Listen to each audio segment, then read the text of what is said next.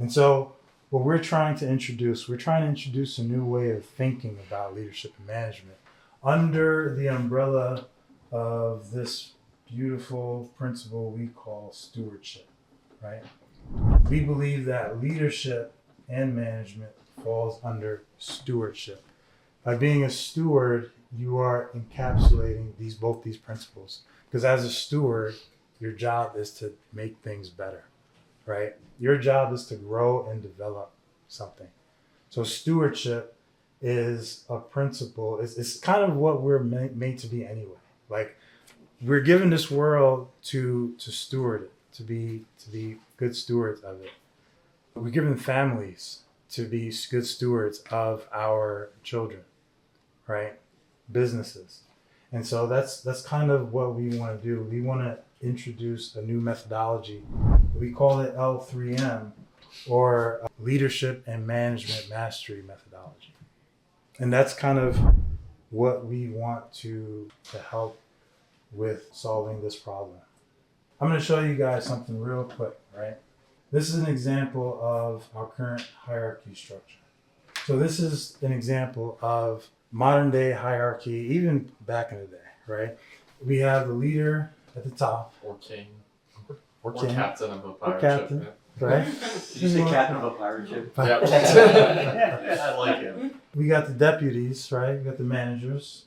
And then we have the workers, or the shipmates. Well, let me tell you this, right? This is how the majority of places work, right? You have one guy on top, then everyone else goes down. It's kind of like a pyramid, as you can see.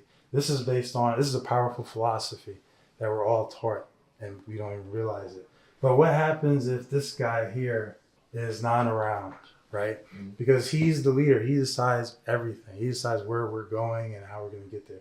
The managers just take orders from him, and they are kind of the ones in charge to give the workers those orders and manage them, right?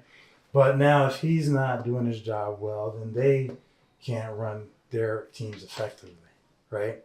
Imagine he's usually out playing golf all the time, you know, and he's not effectively speaking or communicating with his managers.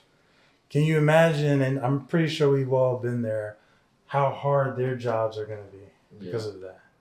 Or let's say this, what if this guy here gets sick, right? Or this lady here gets sick. Now all of a sudden there's a gap here. This individual doesn't really see these people usually, right? For the most part. How is this team supposed to work without that manager?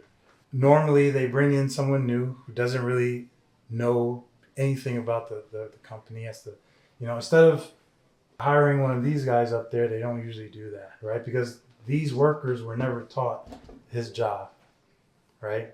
And this is where the inefficiencies come with this system. But instead of you looking at yourself like this, right? Instead of this, what if everyone saw themselves as this? You're saying recovery, baby. Right? We're all on equal playing ground. In a sense, right? What if everyone saw themselves as stewards? So that even if, let's say, if this guy goes away for a second. Well, let's say this guy goes away, right? He goes away. So now this guy needs someone here to pick up the slack. Well, if he can't find someone, guess what he can do? He can just pick up the team himself, or he can hire this individual to be this new guy.